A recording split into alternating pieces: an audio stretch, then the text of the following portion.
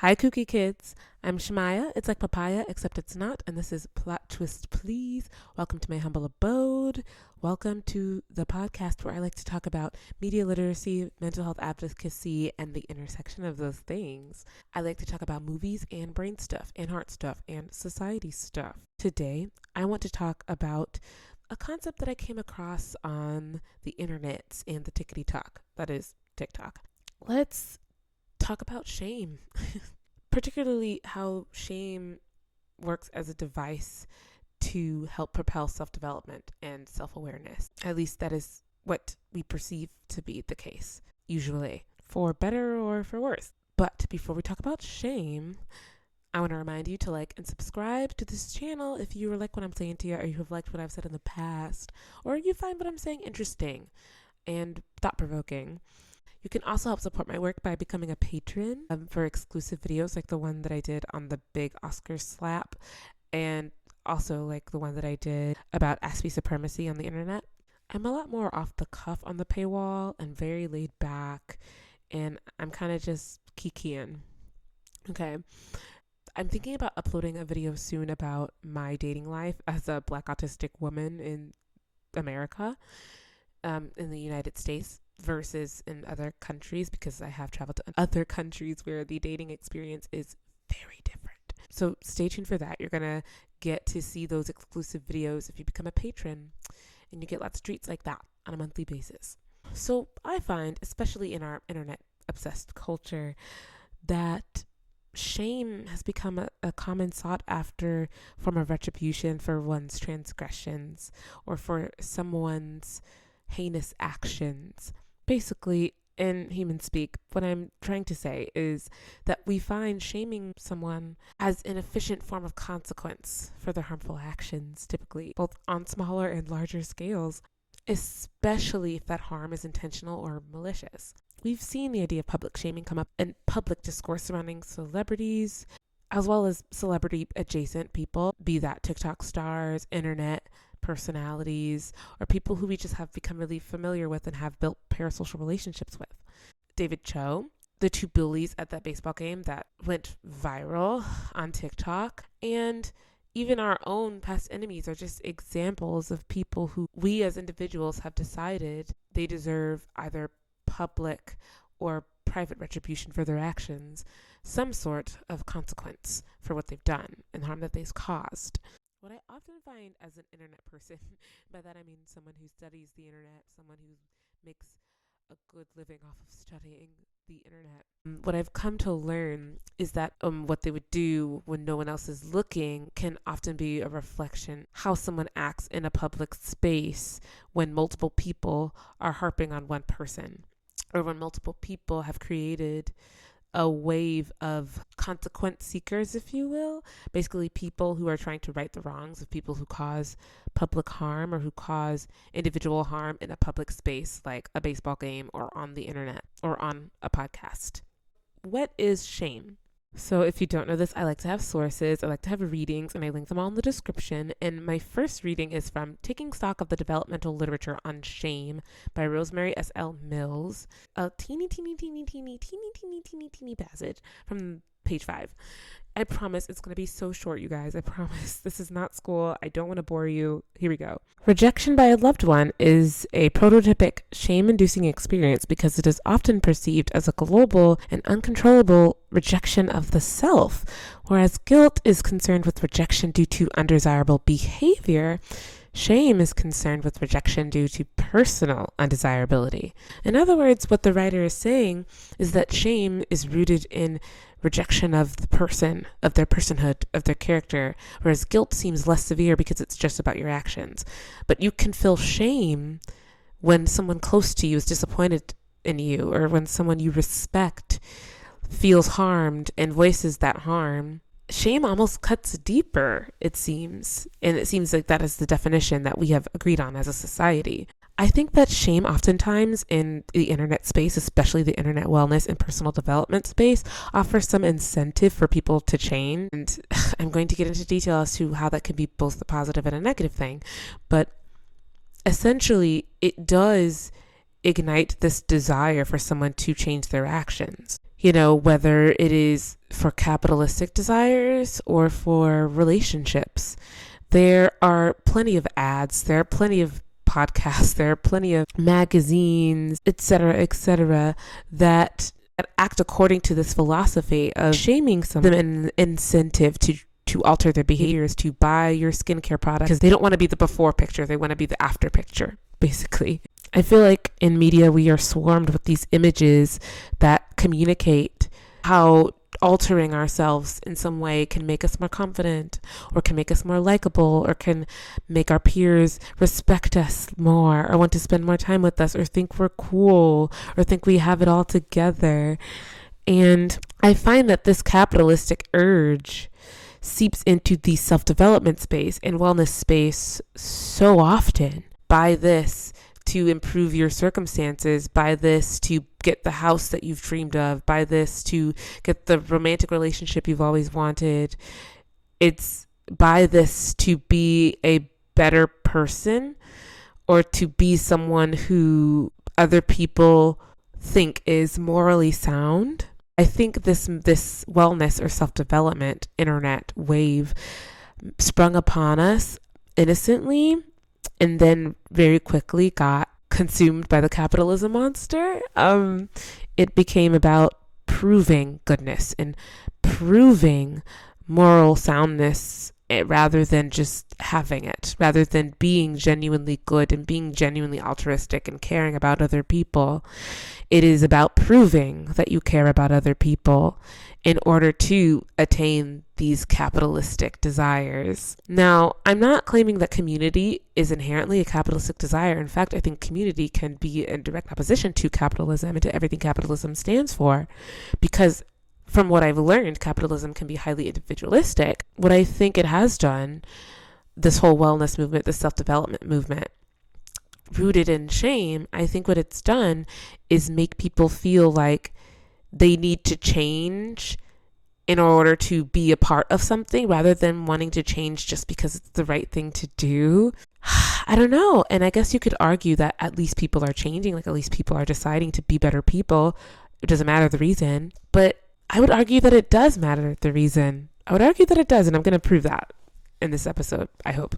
There was a TikTok that came across my feed where a woman was talking about people-pleasing and her past people-pleasing tendencies. And what she said in the video, this was her opener, she said, "If you are a people-pleaser, you're a manipulator."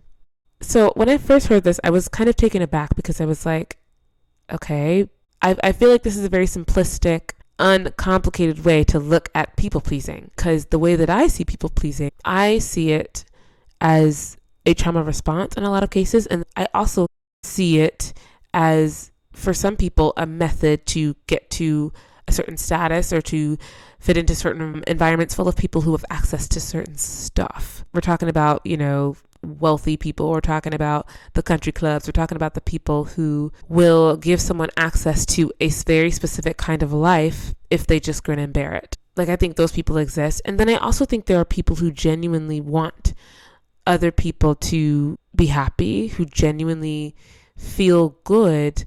They get some internal reward, some internal gratification by helping other people feel good. I think those people do exist. And I guess you could go into the question of whether every selfless act is selfless to begin with, and whether feeling good about being selfless makes you selfish in the end. You could go into that question, but I'm not going to go into that. The way that I perceive people pleasing is in categories. When people are talking about people pleasing, what they're often talking about, without being explicit about it, I feel like what they're often talking about is trauma and trauma responses. I don't think a lot of the time when people are talking about people pleasing, they're talking about the, Machiavellian people who are going to say whatever they need to say in order to attain whatever monetary or status-based comfort or progression in their life. I don't think that's who those people are referring to when they're talking about people pleasing. I think they're talking about the people who have built a habit over the course of their life, for whatever reason, of making other people feel good despite their own needs, of appealing to other people because it is a habit to silence themselves and to not cater to their needs and wants and desires, to decenter themselves from their own lives, basically. And as someone who used to be this kind of person, and, it's kind of a lifelong struggle of centering myself more in my life, it's a constant learning process, and it's something that I'm always going back to, that I'm always reevaluating and recalibrating about. And so when someone says that this is a form of manipulation, maybe this was just a choice of words in order to grab the viewer's attention, because we all know that views are essential when it comes to the internet, especially tickety-tock. Something that is inflammatory is going to get you views. It just is. But I often wonder if we are risking something. It works until it doesn't. Shaming yourself into changing, shaming yourself into being a better quote version of yourself really does feed into capitalism, because it's a very product-based mindset. It's about getting to that next level up. It's about leaving that gross, deplorable version of yourself that you're ashamed of behind, tossing that person in the garbage, and gaining a new self. And I don't think that is a helpful framework when it comes to self-development, because I think that every version of you deserves compassion. Every version of you is doing their best. Often. There are people out here who are not necessarily doing their best. But I do think that there are people who have built up a habit of people pleasing in order to stay safe, in order to stay alive, especially if they have a marginalized identity. There are things you simply have to do to survive. There are things you simply have to do to not get targeted by bullies. There are things that some people have to do in the quote people-pleasing realm to live safe, happy lives. And so boiling down people who have a habit of people-pleasing as manipulators, I think creates this weird dichotomy, this weird binary of either you are a manipulator or you have been manipulated. And what it seems like is you cannot be a person without either being a villain or a hero, the saint or the imp. It doesn't give us much flexibility for gray areas and for figuring out our footing. If you are a people pleaser, you are a manipulator, hit me really hard, because I'm someone who has survived abusive friendships. If someone told me that I was the manipulator in that scenario, I would have such an identity crisis. At that point, are you helping someone be a better person? Are you helping them grow? Or are you just using inflammatory language for views? And now I'm not trying to harp on this creator. I'm not even showing their face, because I don't want people to do what the internet does and start bullying people, because y'all would be surprised. But what I do want us to challenge ourselves on is to really consider the story that we tell ourselves about our past behaviors.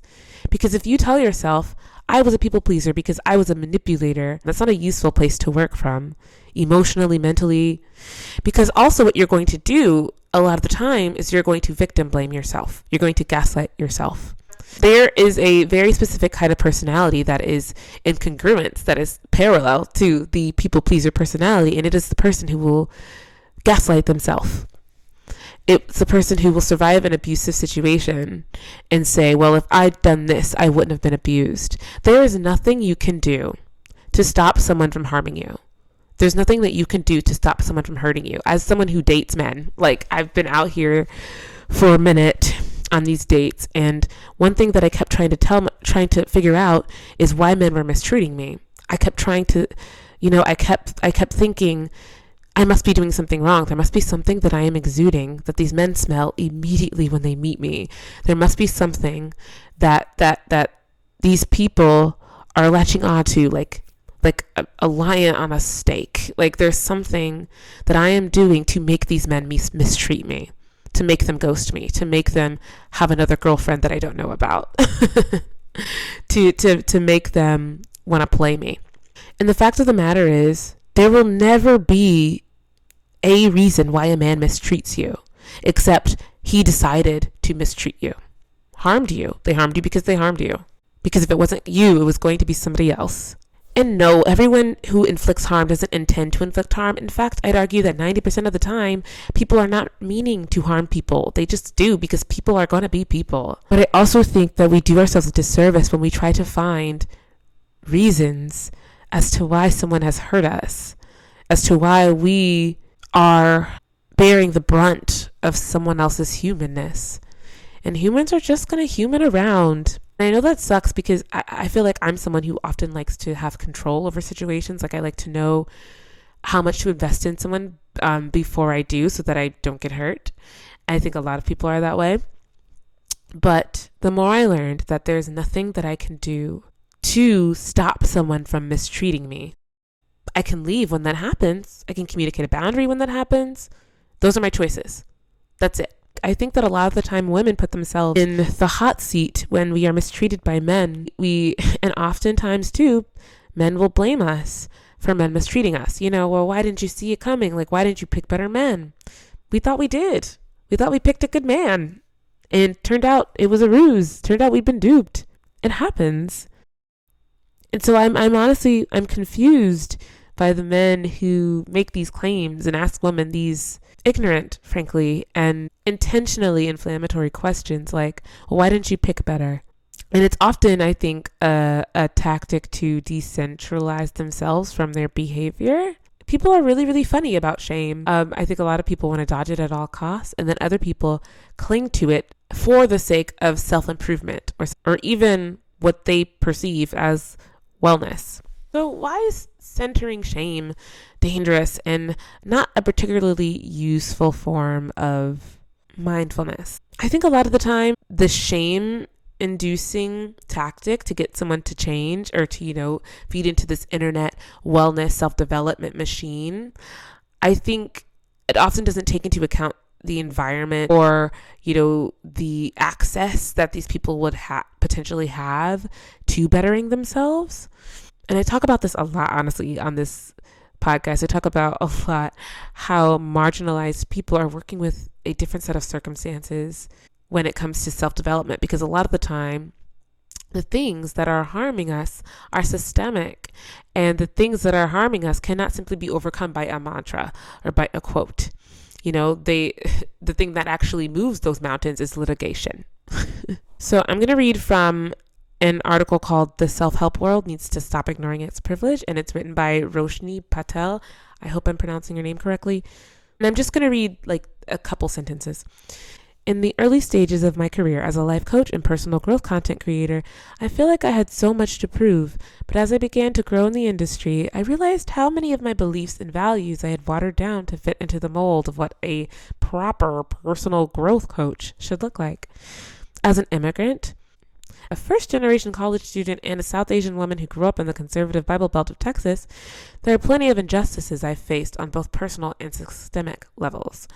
But despite my experience, I constantly felt like my political views would be dismissed as negativity, that my cynical ideas had no place in the world of personal growth. I can relate to this so much. I am a Black autistic woman, and a lot of the things that I have to say about wellness are not these flowery blanket statements like, if you think it, your situation will change, or go do you, or be yourself, because it's not that simple for us. It's not. And I often find myself trying to straddle this really funky line of wanting to have positive content and wanting to encourage people, but also wanting to showcase the real, true realities of what it's like to pursue wellness in the West as a Black autistic person, or as a neurodivergent person, or as a person of color in America with everything that's going on. I try to be really honest about my experience and about the experiences of people like me for that reason, because I don't want to water down the experiences of people like me. I don't want to water down the experiences of marginalized people. But sometimes I feel trapped because it feels like if I'm honest, then I'm feeding into this negative machine. If people wanted to hear that, then they can watch the news. But then I'm like, these are very real things that people need to talk about, especially in wellness spaces. So that is something that I struggle with as well. And I'd imagine that other content creators in the wellness space who are of marginalized identities struggle similarly. Another reason why I think language like this, claiming that someone who participates in a specific kind of behavior falls under this umbrella of this type of person, i.e. manipulator, is not useful, because language in this case gets really muddy and inefficient. And at that point, if we're claiming that every kind of people pleaser is a manipulator, then so many kinds of people could fall into the umbrella of manipulator whose political centers or ideas of community or ideas of what is right and what is wrong don't align at all. And in that case, is that an efficient way to categorize these people if everyone falls into that category? If everyone who has ever been in an environment where they are not going to be received 100% as who they are, beyond their skin, beyond their hair, beyond what they wear, beyond how they present, if all of those people fit into the category of manipulator, then the term manipulator doesn't really mean anything. It's kind of like in The Incredibles when Syndrome is like, if everyone is super, then no one is super. If we can't find language to accurately depict who these people are, then the word we've come up with is inefficient. Words have power. The stories you tell yourself have power. Pathologizing someone's behavior and boiling down to a certain kind of person is really hard to get past if you are that person who has harmed someone. It's really hard to get past mentally because you understand a bad person to be something very specific. And if you do something and someone says you're a bad person because you did that, but you have a very specific idea of what a bad person is, that is not you, you're going to discount everything that person said.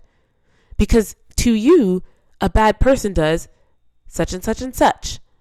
And if someone calls you a bad person based on behavior that is heinous, you're going to say everything that you said about my behavior is moot. Like, it doesn't make any sense because a bad person does this. I did this over here. A bad person does that over there. And I know that we shouldn't be catering to people who inflict harm, but we all do it. And the more we separate ourselves from an identifier of good person, bad person, the easier it will be for us to change. So let's talk about the psychological and societal implications of using shame as a catalyst for personal development. I want to look at this from two different kinds of lenses. One is from the lens of a normal person who is not famous, who no one knows. And the second is from the perspective of someone who is a public figure or celebrity, who everyone knows. So if you don't know, there was a situation where, so basically what I'm going to refer to now is, I guess, what is being called the baseball game, Bullies on TikTok. So here's what happened. It's this woman who is taking videos or photos on her phone at a baseball game, and then there are two, they're grown women behind her, but they look fairly young, maybe in their early 20s. They're behind her, and they're making fun of her for doing it, and they're like, flicking her off and laughing and making fun of her. The woman catches these other women on her phone and posts it with the caption, "When two bullies ruin your self-confidence at a baseball game." And here's what happened after the fact. The internet blew up, y'all. The internet wasn't playing no games. She didn't waste no time. The internet found these women, found where they worked on their job, like the corporation they worked with, left bad reviews on their social media accounts. People have come to different conclusions about that situation. Here's mine. I think there's a certain level of retribution that people deserve when they are in interpersonal conflict with someone else or they're harming someone on an individual level. I think that is a very different kind of retribution, a very different kind of consequence than what is necessary if a public figure harms an entire community or harms someone publicly and doesn't get any consequences for that. In fact, I think that anyone, whatever age you are, can do a complete 180 in their lives. I think no one is beyond reproach, but I also think that no one is beyond reform. I think that people should be held accountable for their actions regardless of who they are, but I also think that people, until the day they die, can grow. And if that is the case, if your philosophy aligns with mine, I think that we as a unit, as a community, need to come up with a different idea of what accountability looks like. Honestly, a lot of people are not well versed in how to hold people accountable in an efficient, in an empathetic, and in a thorough way that actually yields change. I don't think a lot of people know how to do that. A lot of people act like they do. A lot of people claim that they do, but they don't actually know how to hold people accountable. Especially if you can't touch them. If it's a celebrity you can't touch, if it's someone on the internet who's an internet personality who you don't know, how can you hold them accountable if you are not in community with them? Some people don't even know how to hold people accountable who they are in community with. And so I think what we are finding now is that we are at this impasse where we are figuring out how to make people who are in public platforms suffer consequences, but also acknowledge that shame alone is not going to cause someone to change. Shame can do a lot of heavy lifting, especially if this person isn't even willing to acknowledge the harm they've caused. But I don't think it's going to get us 100% there. As we've seen in our individual lives, when we shame ourselves for not being perfect, when we shame ourselves for our wrongdoings, for that version of ourselves that we want to throw away, that past version, it is not as fruitful as we would like for it to be. And I'm guessing that a lot of us project the harm that we've experienced onto the victims of harm that is made very public.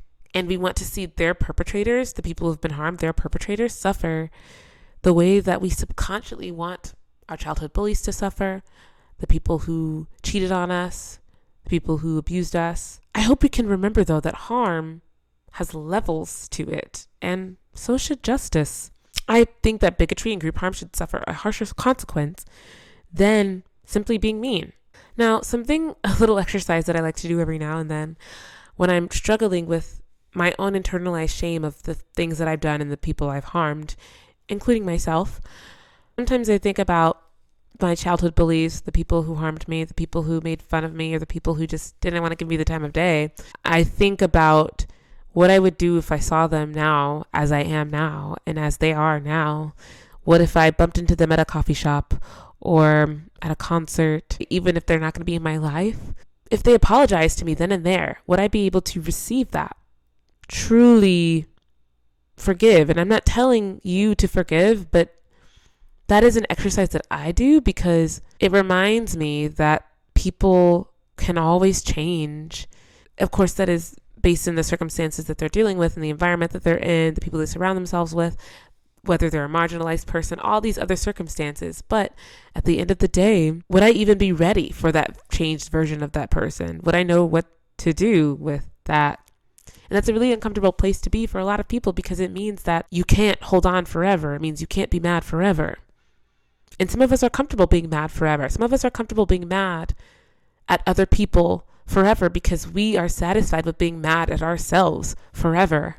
But then who wins? Who wins? I encourage you, as I am learning, to embrace all the different parts of myself, especially the parts that I don't like, especially the versions of me that I'm ashamed of. I encourage you to embrace that person. You know, every part of them is worth loving. I own what I do. I own the things that I have done. Don't get me wrong. If you've harmed someone, apologizing is the bare minimum. I'm community focused. I'm not on this train of cut all the toxic people in your life out without explanation. Do what makes you happy. Even if it harms other people. Like, that's not what I'm on. But I do think there's something really magical and special and powerful about owning the parts of you that you could be ashamed of, but you're deciding not to be. I hope that for you and for us. All right, that's all I'm going to talk about today. Thank you for joining me on this episode. Please like, share, and subscribe if you feel led, and stay weird. Bye-bye. Take care.